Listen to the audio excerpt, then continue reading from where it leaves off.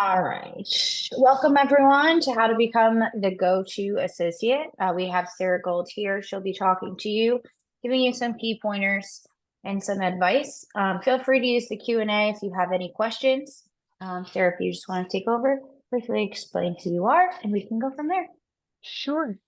So good afternoon, everybody. My name is Sarah Gold. I actually wear multiple hats in my life now. For the last 12 years, I've had my own practice in Albany, New York, doing primarily business transactional work. As of December, I also took a position at the Department of Health. So ironically, I'm back to being sort of an associate all over again. Um, it, in my career, I've held, all kinds of positions. I've been the solo, I've been legal secretary, I've been a paralegal. So I've kind of worked the gamut of staff within a law firm, and they'll play a big part in some of the stuff I tell you today because I've been on both sides of this, both as the associate as well as the non-associate. Um, and it's not rocket science. Though, to be fair, if you've never worked in a law firm and this is your first job, um, this can be an eye opener because it doesn't work like other jobs you've ever had. Um, Primarily because you're now a professional, but also that there's certain expectations of you, and obviously your mileage will vary depending on the kind of firm you're working in. But um, I'm going to lay out you know, some war stories along the way of things not to do, as well as things that have worked out really well for me in the past. So without further ado, what's this presentation all about? Um, you're looking at wanting to become the go-to associate. So there are certain qualities and habits that you should be looking at in order to set yourself apart. Excuse me, I got like multiple devices working for me today. And the important thing to know is if you can position yourself early on to be that important person in your firm, even if you do end up separating from them and not becoming a partner there, these tips and tricks, so to speak, will be perfect for you in whatever position you ultimately end up taking, whether it's in-house, government, or in the private law firm. So the big thing is, and this is true probably in any career, but certainly being in a law firm, you need to know what your fundamentals are. And when, whether it's a senior associate, a partner, or even just, the person who come in the door the first day, the biggest thing is attention to detail and accuracy. So regardless whether it's sending an email to a client, an email to your staff, email to a partner, you want to make sure that everything is correct first time. Nothing will make you look dumber than stupid typos, misconstruing something, or just being dead wrong. Everything about the legal practice deals with precision. And you might say, well, not everything is black and white. Yeah, we understand that. And, the default answer for an attorney is it depends. But as far as what you're putting out to the world, you want to be as precise as possible. So if you're working by yourself, make sure you double check all what you're doing, whether it's citing your sources or, spelling errors, making sure that, autocomplete hasn't completely screwed things up. We're all creatures of technical devices. How many times did you really not want to say duck? Same thing here. There's certain things now with people certainly with the more reason for people using AI, it's a real problem because people are making the AI do their work for them to their detriment. And it's not saying you can't use it. And certainly we just put out a report, New York State Bar Association just put out a report about this. But it's important to understand its limitations. And it's certainly the best thing to do is to check its work as well. Consider any sort of technological thing you're using as its own staff member, and that you need to double check to make sure that what is coming out is what you intended, and that um, you know, people talk about the concept of hallucinations. Um, Hallucinations are when AI effectively goes rogue and answers what it wants you to, what it thinks it wants you to hear, which is fine. But a lot of times it's making crap up. So you know, your partner wouldn't expect you to make crap up as an associate. You shouldn't expect your AI to do the same thing, but it's important to check your work and make sure everything is accurate, or as accurate as possibly can be, before you hand it in. It's also really important to know that accuracy holds not only for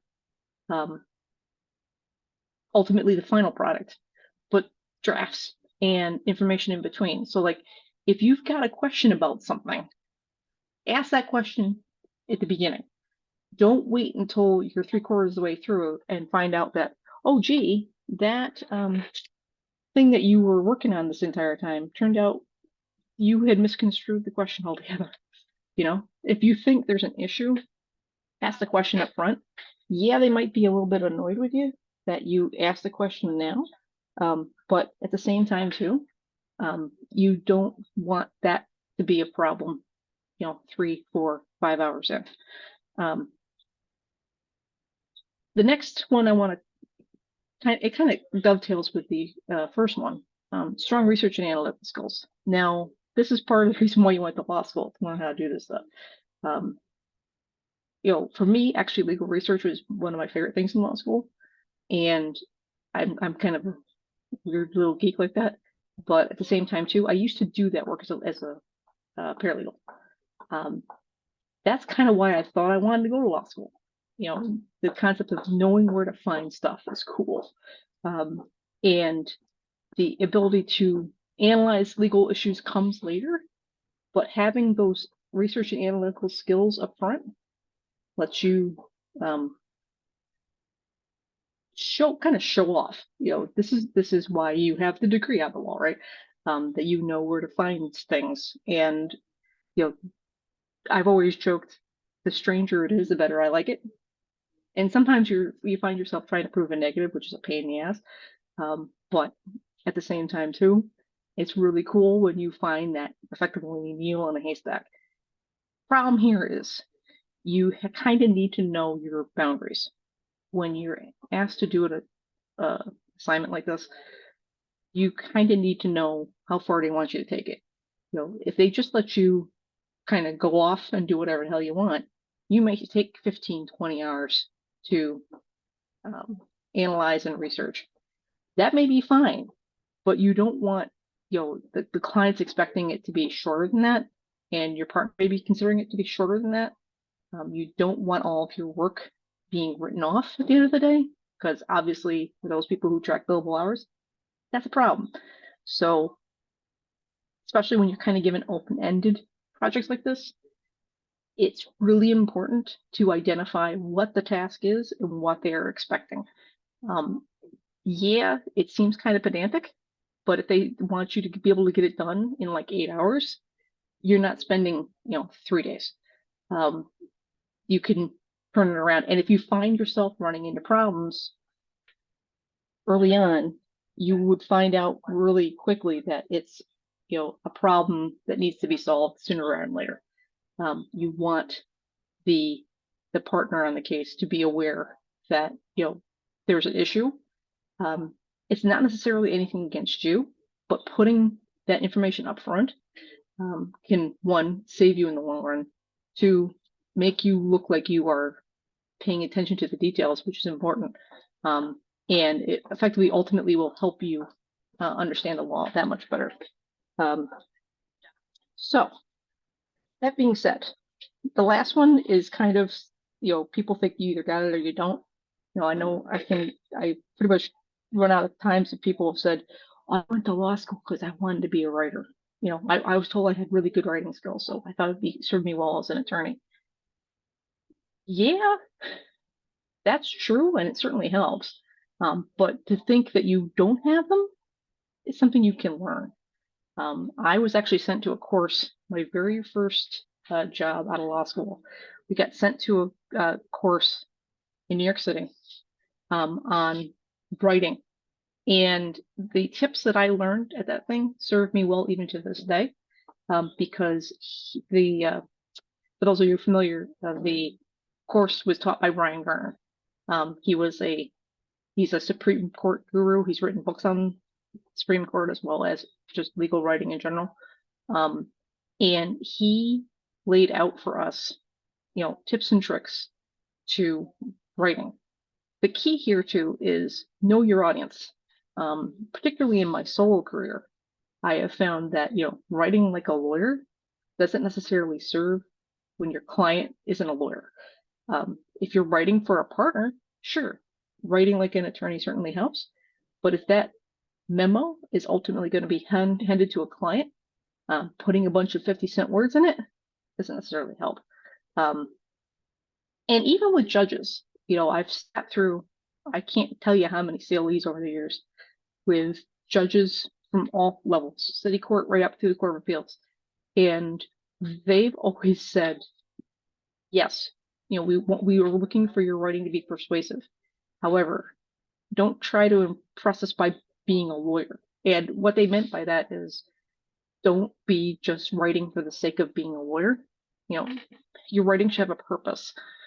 And you can be persuasive without being like overly wordy, using the phrases like heretofore, whereas, and that's always a sure sign that a lawyer has touched it. But there's ways around it. And it's funny because the first attorney that I worked for as an attorney kind of got hung up on the legal stuff. He kind of wanted to show to the clients that we knew what we were doing. And after we went for the training that he sent us to, we came back and started writing much more basically, and our clients appreciated it, but he couldn't understand why we were doing it. He didn't go to the course, we did. So it's important to kind of not only know what your audience is, but know the expectation of the people you're writing for. For me, especially particularly with my own clients now, they are looking for explanations. And the easiest way to explain something is to write it in a way that people can understand. And to be fair, you may be able to use it again someday. So, if you put a chock-a-block full of stuff that, is insane, just to say, well, I'm a lawyer, therefore it should be looked like this. Yeah, no, at some point, it's kind of a fool's errand. So, kind of know where you stand when you're doing this kind of stuff. Moving on. So, this is the kind of the stuff that people don't think about, building strong relationships. So,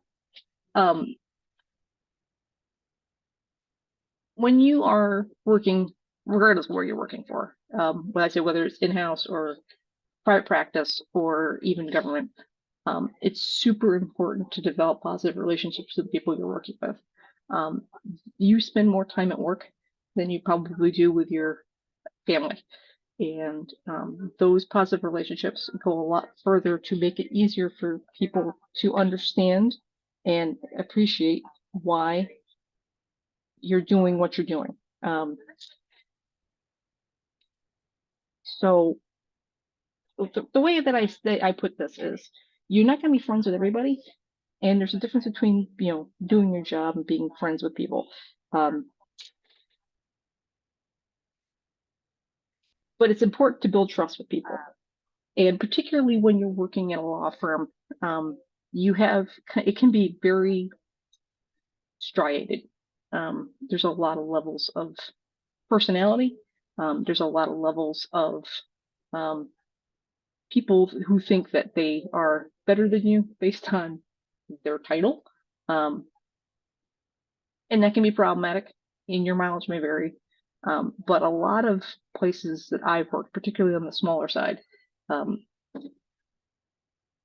they try to stay away from that, primarily because it's such a small environment. that it's really important that everybody is able to communicate without feeling fear that, somebody's going to get upset with somebody because they said, how dare you talk to me? I'm the partner in the firm. Usually every firm's got one though, and there's really not a whole heck of a lot you can do about it.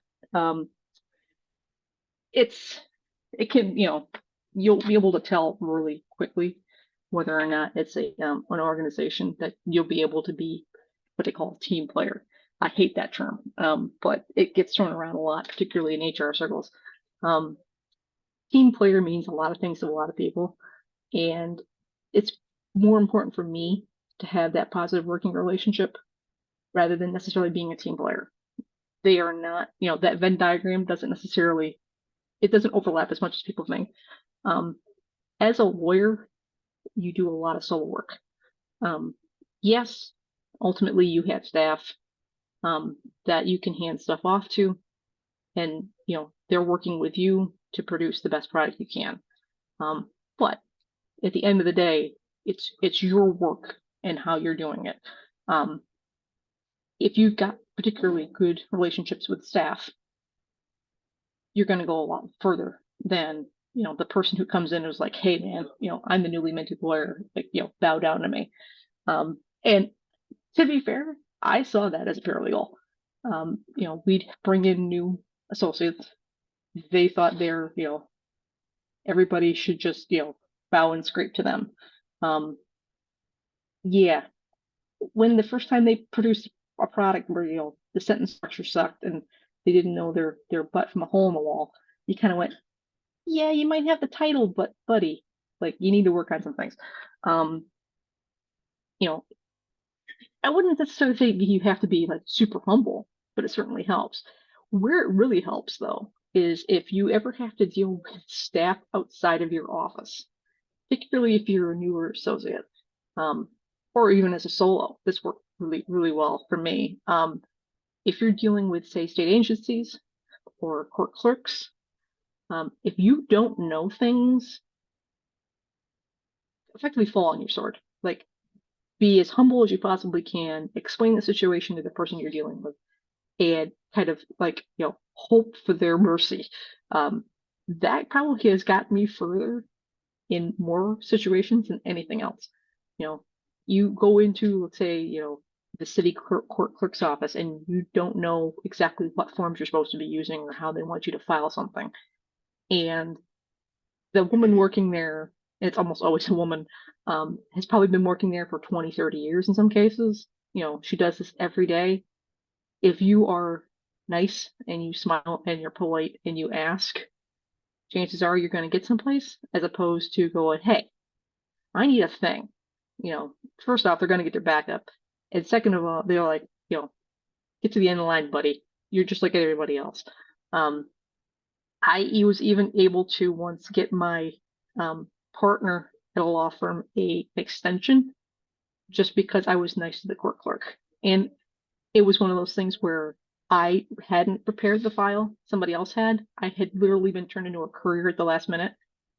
It went through a pouring rainstorm to hand some documents in at court. And the woman at the counter felt bad for me because I looked like a drowned rat when I showed up. When she looked at the papers and found they were incomplete, she could have told me to just go step. She didn't. And she told me because I was, nice and I could have been obnoxious that she was going to do a favor for my partner and say, she's like, take it back to the firm, tell them they have until Monday. And the reason why they did it was because of you. And I was like, part of the back of my brain going, I'm going to get yelled at, I'm going to get yelled at. And I came back to the firm with the papers still in hand. And I went into the partner's office and said, they gave you an extension because they're incomplete. And she wanted you to know it was because of me. And he just looked at me like, what did you do? He's like, did you like beg and plead? And I was like, no. I said I was, trying to be humble and, understanding. And I said it didn't hurt that I look like a drowned rat. But that's a real one-off. But at the same time too, I was always super polite to the clerks. Even now, whether I'm a solo or calling up another agency on the phone, I know what I don't know. or I hope I don't anyway. Um, and if you're polite and you ask the right questions, they may be willing to help you. Now, there are always going to be people out there who are going to be cruel and mean, regardless. You don't know what kind of day they're having. But, and it's true whether it's inside your own firm or outside, um, there may be certain things they can't do, and that's fine. Be cognizant of those limitations.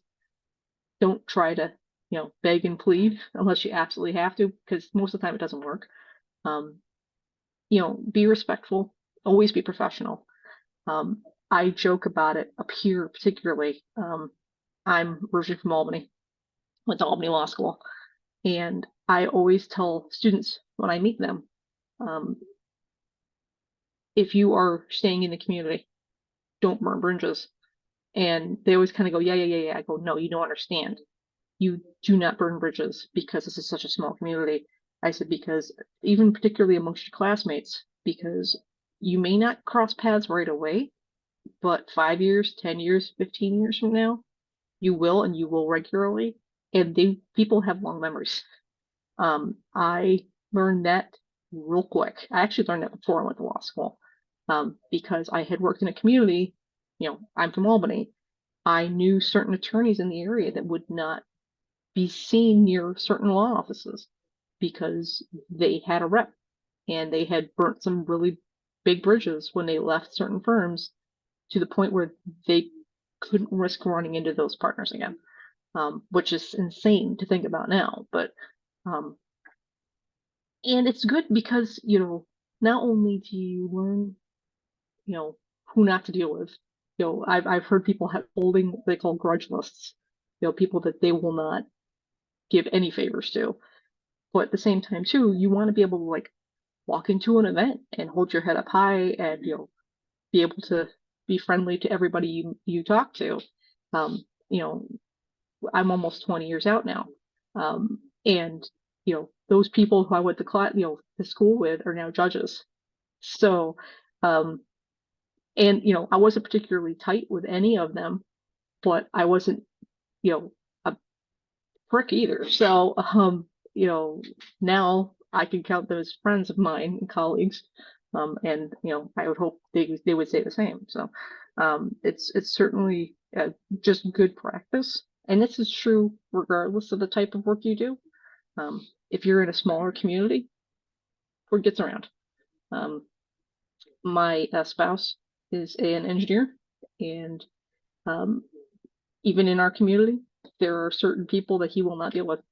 And sometimes those people's names come across your desks in the form of resumes. So you don't want to be that person. So be respectful, be professional, and try to be as positive as possible. I know working sucks and it can be extremely stressful, and under stress, people do some crazy things.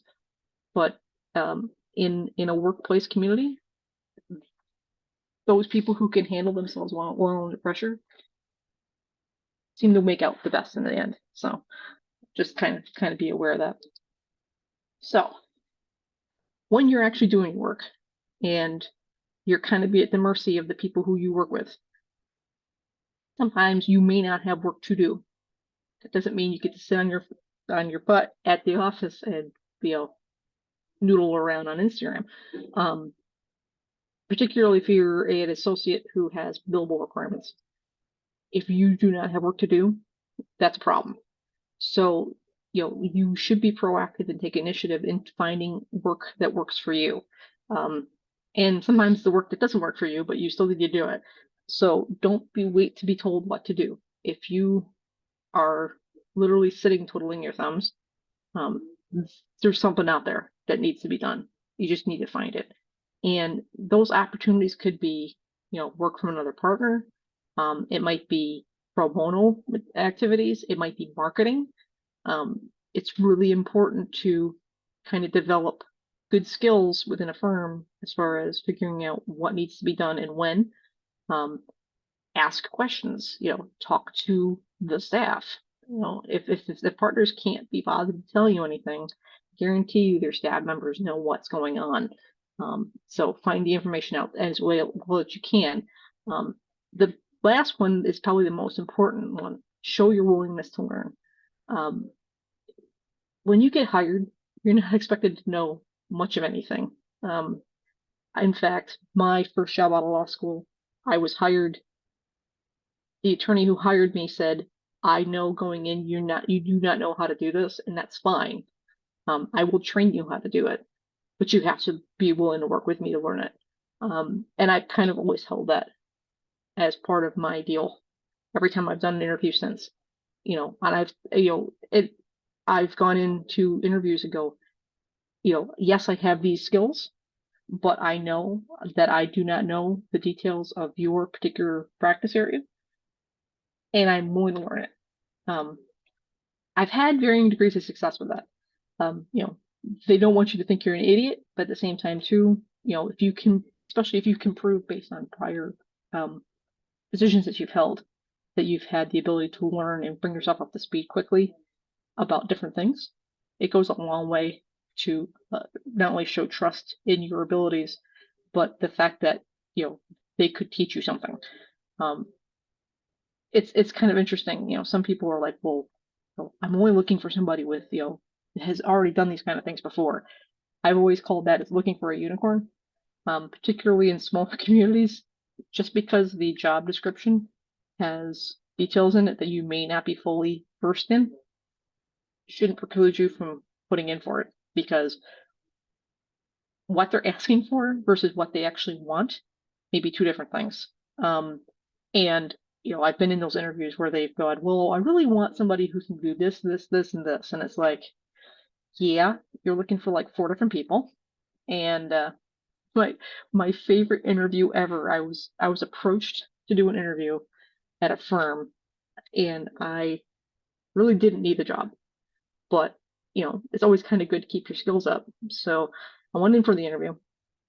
We're in the middle of the interview, about 15, 20 minutes in, and I, got to the point where it's like, okay, tell me what I've given you what I can do. I told you what my skill set is. What are you looking for? And the guy went on for like 10 minutes, and it was literally a laundry list of, the perfect associate that he wanted that could do like 9 million things. The resume for this associate would have to be like 10 pages long. And I just kind of sat there and I nodded and kept going on and on and on and on. And I was like, okay. And we got to like a pause. And I said to him, I go, you do realize you're not going to find that around here. And he just looked at me like, and blinked. And he's like, what do you mean? I said, because one, I don't think that person exists. Two, you might find somebody with half that skill set in a large metro area working at a large white shoe law firm. But you're not going to find all that here. And I said, I'd be more than happy to take the skill set that I've got and learn the rest. I said, but it sounds like that's not what you want. You want a unicorn. And the guy originally you could see he was going to get angry. He was going to back up, and he kind of went, you really think so? And I said, well, yeah. I said, you're looking for somebody with high finance capabilities who's worked in effectively a big bank, plus a 5 or 6 year associate who's worked at a large law firm who's done M&A stuff. It was he was looking for piles of skills that one person wouldn't necessarily have. If they did have it, they would be a partner at a law firm. Um, and we had a lovely conversation for the next 10 minutes. Did I get the job? No. Was I expecting to get the job? No. But it's kind of, it was kind of fun for me to have that sort of confidence in that situation to explain that, I'm willing to learn almost anything, and you'd have to be willing to teach me, but I can't be everything to everybody. And you kind of need to know, like, pick your battles. Particularly as a new associate, willingness to learn can set you up in your career in ways you didn't even realize, particularly if it's new stuff. So if it's a new practice area or it's a new technology, jump on it. Why? Because you can become the guru in that area. Yeah, your partner is the one that's handling the big stuff, but if you become the go-to person who knows like everything about a particular version of e-discovery, or, you're the person in the office who knows everything about a particular detail in cannabis law, or, certain things about not-for-profits. Um, it's going to come back to you, maybe not right away, but you can even use it to leverage that skill set in another job. Um, Even now, the job that I took with the state has to do with the skill set that I have gained over the years in corporate work. Um, I didn't even know this job existed. I came in, I was like, wow, okay. Um, but having that skill set went a long way to securing me the position that I've got now. So don't be afraid to learn stuff, even if it seems kind of scary. A lot of times associates seem to think that they learn certain things, that they're going to be pinned into doing that for the rest of their lives. Yes, I know people who've done that. But it's not true for everybody, and learning stuff is never a bad thing. Especially in your career, learning stuff can always be a good thing. Um, it might not seem like that in the short run, but think long term here. Um, and that your willingness to learn it may go to not only this job, but jobs you may hold in the future. So we talked about being good for your firm, understanding, what needs to be done, being professional, being reliable. Um, let's talk about communication.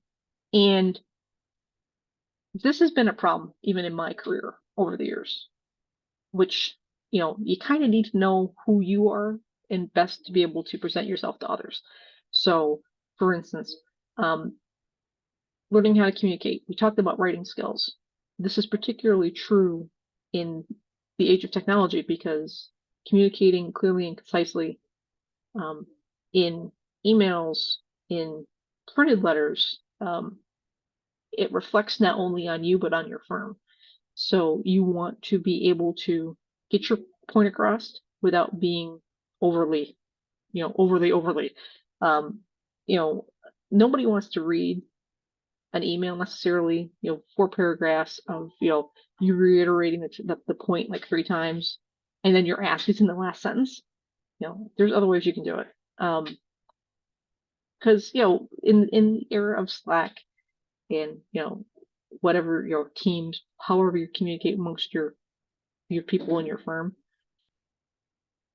you want to be able to get your point across, get the information that you need, and move on.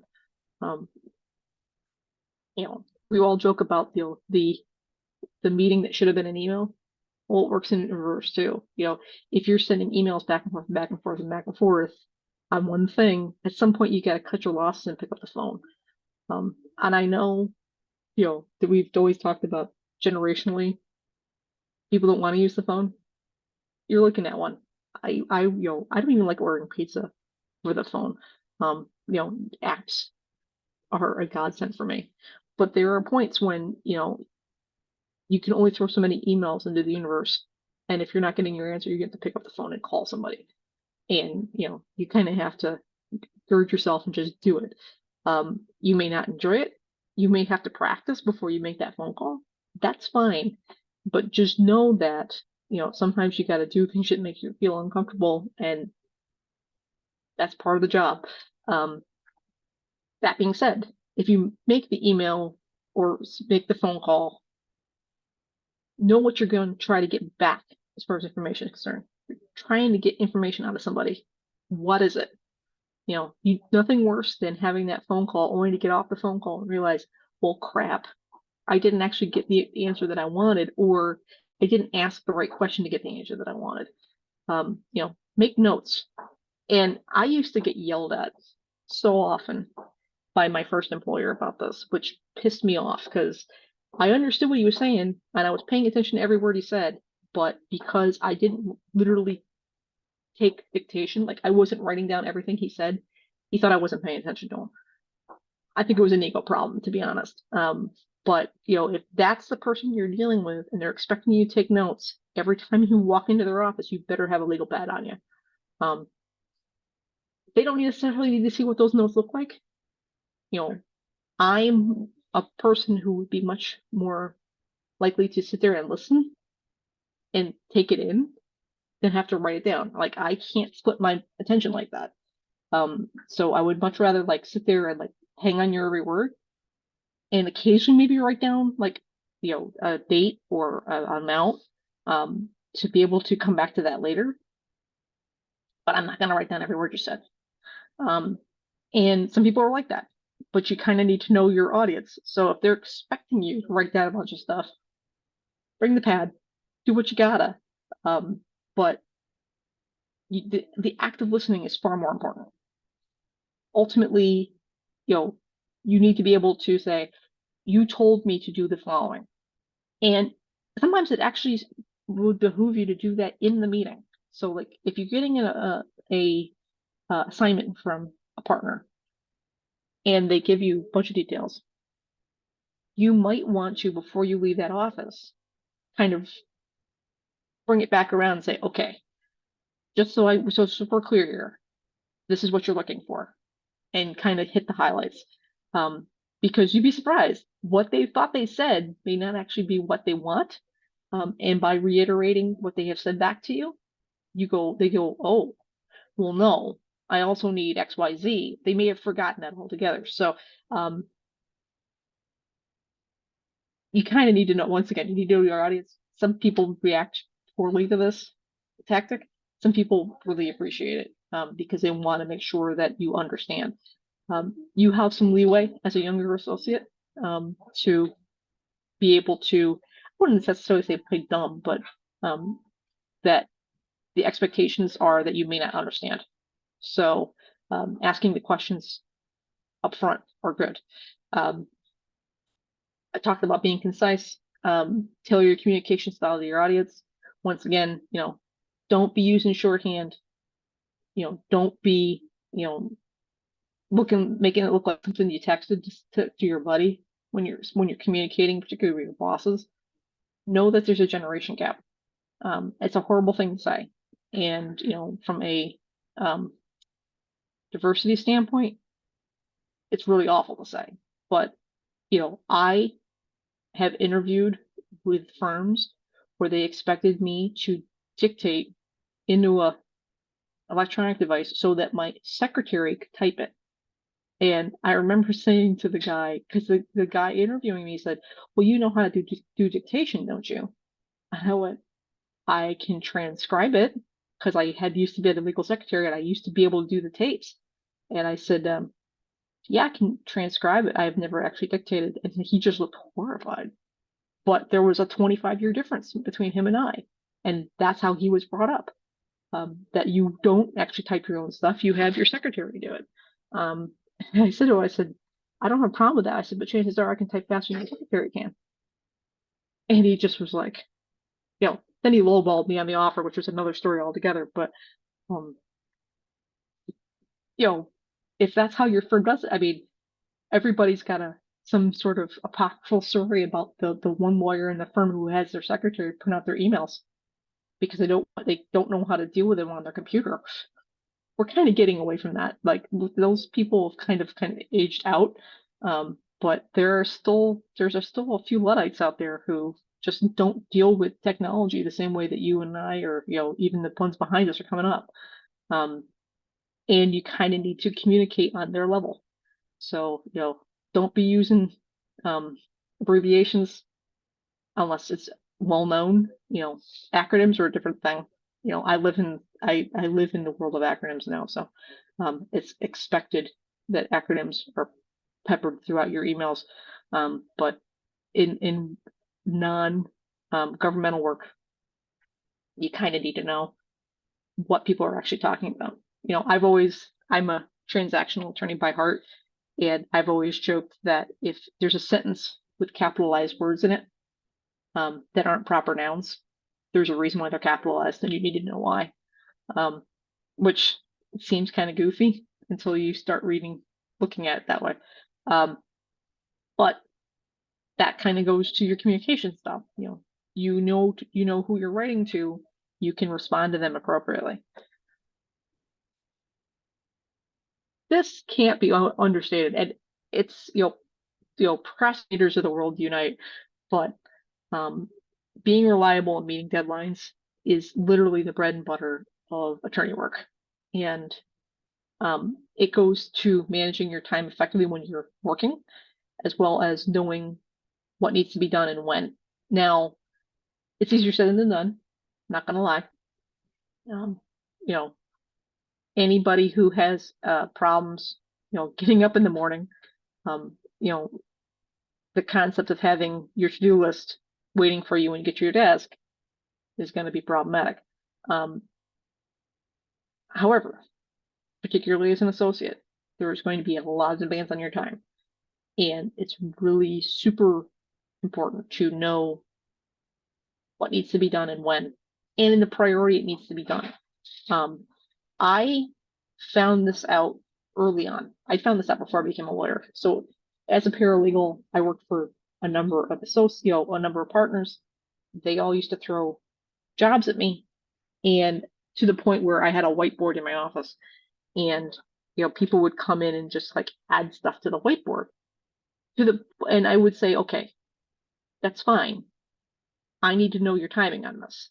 And this has certainly served me as a solo attorney as well, because clients have emergencies.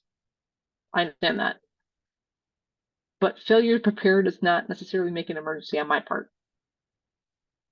You can't necessarily say that to a partner. They'll probably just get really angry with you.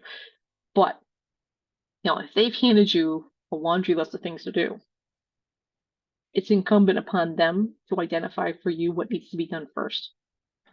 Because you can either half-ass everything or get certain things done first in a way that they would appreciate. If the filing has to go to the court by end of business, that one needs to get done first.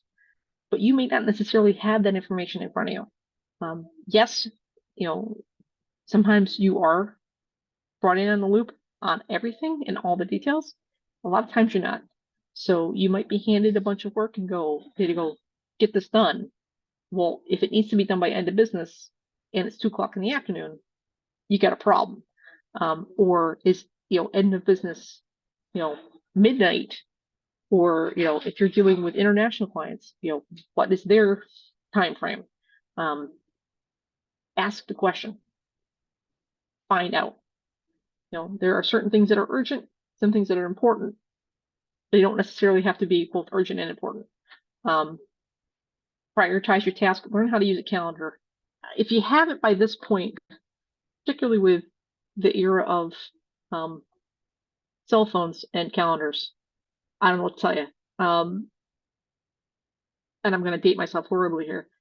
When I was in law school, the ubiquitous, notifications every 2 seconds wasn't super on the scene yet. So I used to actually carry another electronic device that literally just handled my calendar. And if it didn't pop up on my calendar, it didn't get done. And it was kind of a holdover from when I worked at the law firm. And it was funny because like things would show up and I go, oh, we have like a meeting tonight on blah, blah, blah, blah. And everybody's like, that's tonight? How'd you remember that? Well, because I didn't used to keep a paper calendar. Everything was electronic. And even now, I joke that if the meeting's not in the calendar, I ain't showing up for it. There's nothing worse than somebody setting an appointment in Outlook without putting in a reminder. You can do that. There's a way to have the setting so there's no reminders. I've blown through meetings because of that. Because if you don't remind me 15 minutes beforehand and give me time to prepare for it, it's not happening. And I try to pride myself on always being cognizant of the next thing that's coming up. But if it's not in the calendar, I don't know what's happening. And it goes to the next one, being dependable and trustworthy.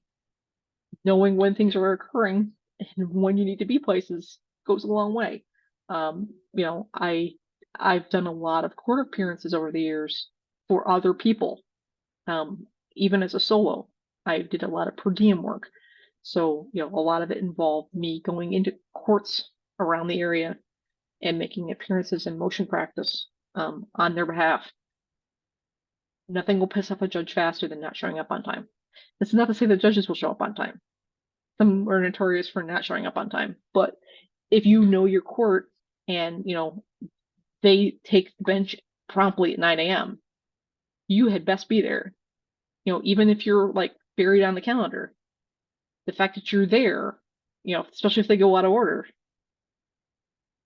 you know, judges and, other people too. Some people's idea of promptness is completely different than others. Some people think that 5 minutes early is late. Some people come rolling in 15, 20 minutes late. Um, I have, in what I've called my previous career, I also was a college professor. Nothing pissed me off more than students who didn't show up on time. Um, and I told them the very first day of class, we will start promptly at the top of the hour. If you don't show up, it's not going to stop me from starting. If you come rolling in, you best not interrupt me. But at the same time, too, don't expect me to recap what you missed. Um, some people are like that in the law too. Some people are constantly last minute and possibly late. Those people drive me nuts. Once again, this is fixable. It's skills you can build. Yes, I know certain people have executive decision issues, and ADHD can be really problematic here. But if you know that you're one of those kind of people, you have to accommodate for that. Set it so you leave earlier. Set it so that you are preparing for things half an hour before you should, because things get in the way. For me, if I have a meeting, like a Zoom meeting pop up, I have 15 minutes before it happens, I'll join that meeting 15 minutes early. I may be the only one there for the first 10 minutes of it. But the thing is, if I don't open it up right at that moment, it won't get done. I'll get doing something else or forget, and the next thing you know, it's 10 minutes past the hour, and I've now missed the first 10 minutes of the meeting. So, yeah, I'm kind of quirky like that, but it's what works for me, and it helps me be that dependable, trustworthy person in the eyes of other people, particularly my clients. The last one cannot be understated. Follow through on your commitments. I know things get in the way. Things happen. People get sick. People will, understand certain things. But if you're doing, if you're constantly kicking the can down the road because you are overwhelmed or overloaded or because you just plain forgot, that'll only go so far, particularly with your clients, ultimately with the people that you work with. You'll become that guy. And you don't want to be that guy. Those commitments, whether it's deadlines in court or promising work to a client, they're expecting it. Yeah, you may not get it in kind back to you. Reciprocal doesn't always necessarily work that way, which is understandable. There's nothing worse than somebody who's like, oh, it's got to get done, and you hand it to them and they sit on it for 3 days. But at least you got your part of the job done. And they can't fault you for that. So it can be annoying. There have been times when procrastination has worked for me, as in like the client wanted you to get it done right away. You didn't start it up like immediately after you got off the phone with them because you were doing something else. And the next thing you know, 2 hours later, they call you back or send you an email and they go, oh, I've changed my mind, or we need something else. You didn't put any work towards it. Yeah, it's a relief. But those are so rare that I wouldn't necessarily think that's the way to do it. But at the same time too, it's you don't want to overpromise and underdeliver. That's really bad. You know,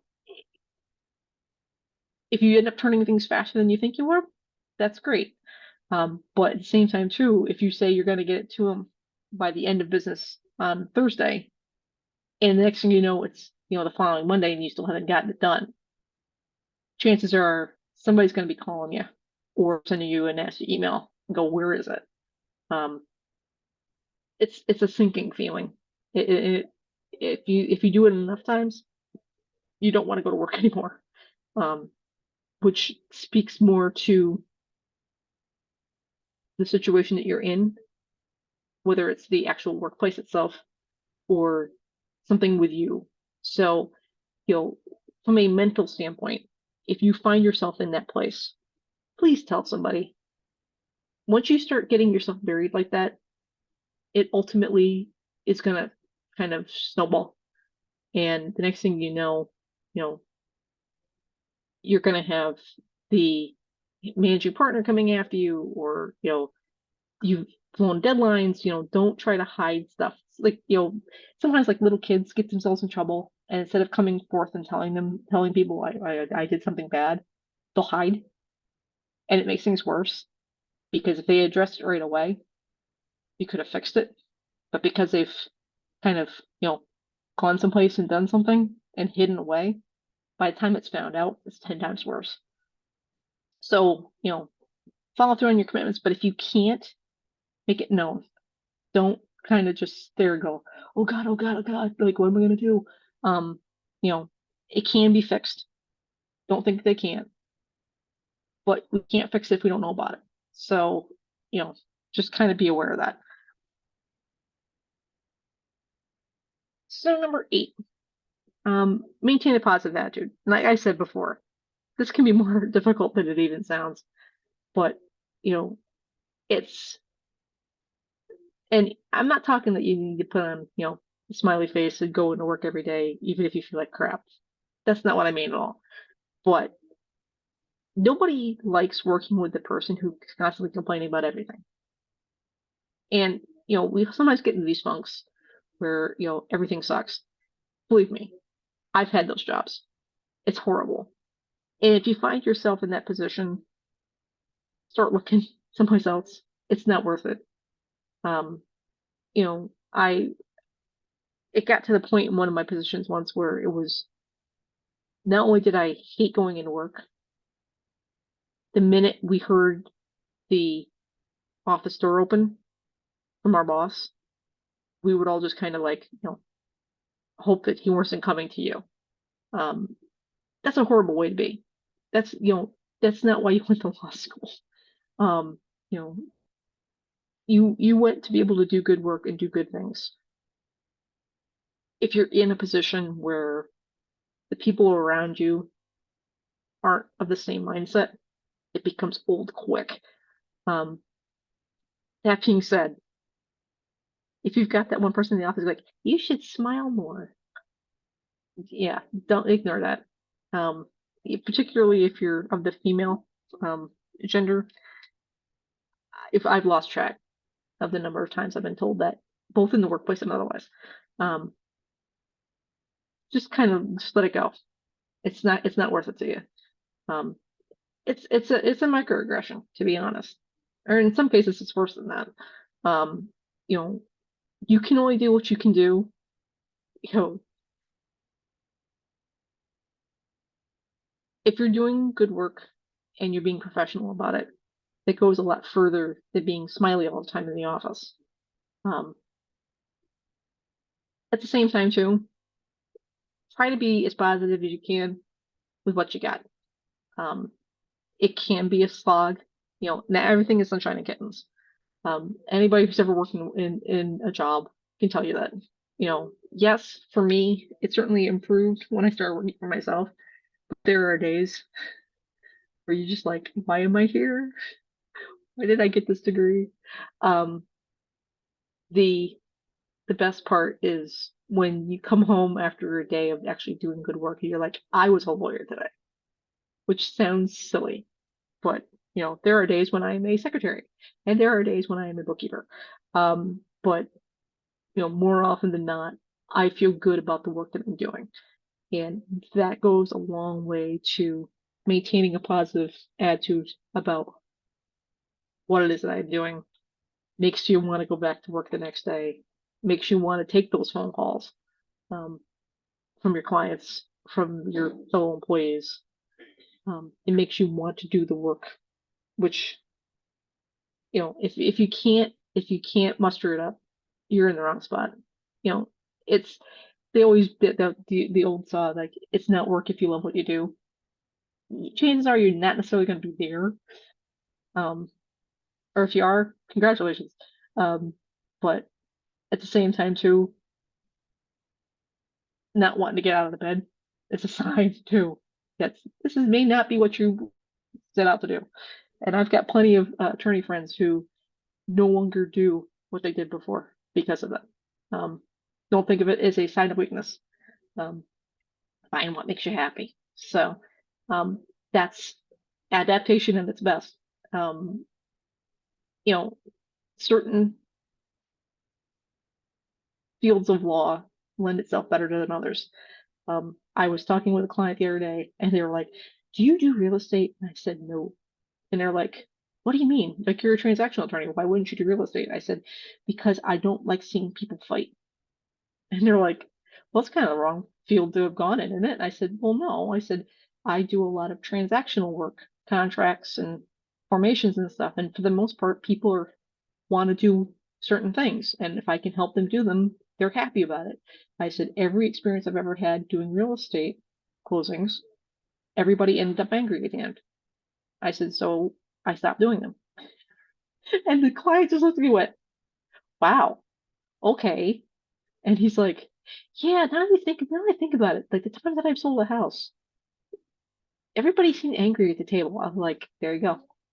I said, "So, you know, kind of know what makes you happy. I don't do certain things in my career, and that's because they don't spark joy.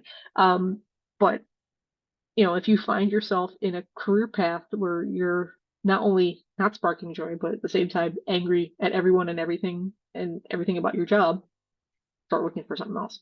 Um, there's too many things you can do with a law degree to be in that position. Um, there are so many studies about lawyers being um, bad as far as mental health is concerned. We have much higher rates of addiction, and that's because people self-medicate to try to make it go away, which sucks when you think about it. But um, you know, people think they have to stick it out, even if they don't like what it is that they're doing. Yeah, I understand that, but at the same time too, you can kind of change your trajectory. So, and I'm not belittling anybody who's in that kind of mental health space. There is help for that. But being resilient, being adaptable, and always being professional, it has gotten me very, very far in my career. And I hope that we can do the same for you. And I hope ultimately that you can be the best associate that you can be in your path forward to being the lawyer that you've always hoped that you would be. Um, here are my contact information. If you've got any questions, like I said, I've been there, done that. I have the t-shirt. Feel free to reach out. I'd be more than happy to answer your questions and kind of point you in the right direction if I can, and tell you to somebody to talk to if I can. So I don't see any questions in the Q&A, but if you've got any, feel free. This is your moment to shine. Yes, we have about 2 minutes left. Thanks so much, Sarah. So if anyone has any questions, feel free to put them in the Q&A. Is there any last minute things you'd like to say? So I'm always going to put in a plug for being part of the Bar Association. Part of my career path has been involved with the New York State Bar Association. I have been involved since I graduated from law school.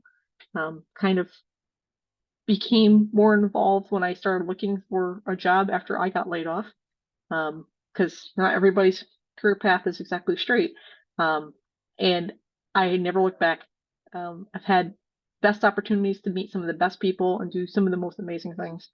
I've met Supreme Court justices. I've, traveled extensively, all because of the stuff that I've been able to do with the Bar Association. So I'm going to put in a plug.